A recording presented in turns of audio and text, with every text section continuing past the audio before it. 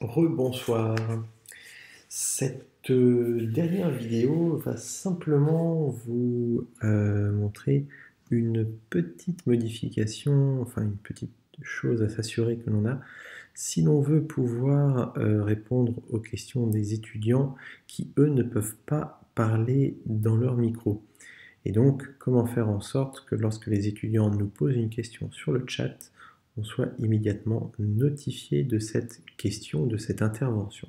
Alors d'abord, une chose, dans la dernière vidéo, je n'arrivais pas à rajouter un rôle à un étudiant particulier, c'est parce qu'il faut d'abord créer un nouveau rôle et ensuite on peut l'attribuer à cet étudiant.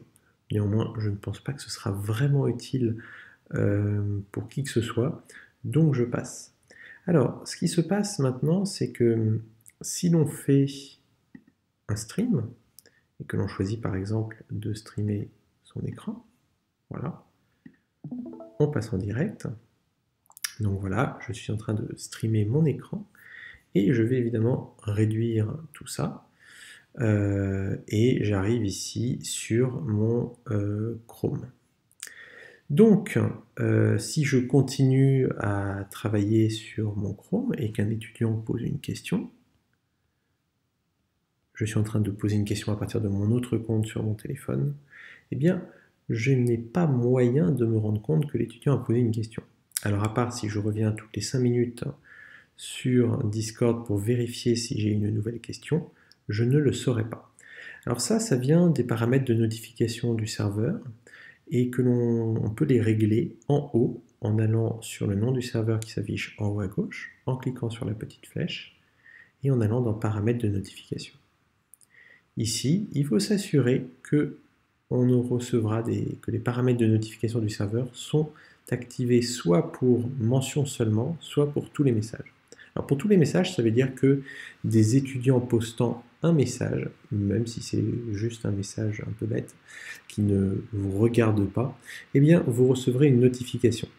Si c'est @mention seulement, c'est seulement s'ils mettent arrobase puis votre pseudo que ensuite vous verrez le message s'afficher.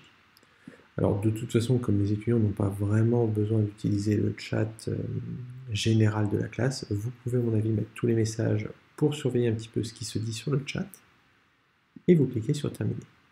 Ce qui fait qu'à partir de maintenant, donc si l'on réduit de nouveau la fenêtre et que l'on revient ailleurs, eh bien nous avons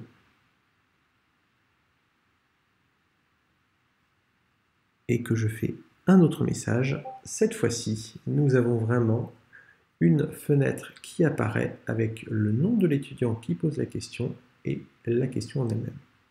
Alors cette fenêtre n'apparaîtra pas si vous êtes sur Mac, vous avez activé l'option « Ne pas déranger » pour ne pas recevoir de notification de votre mail et autres.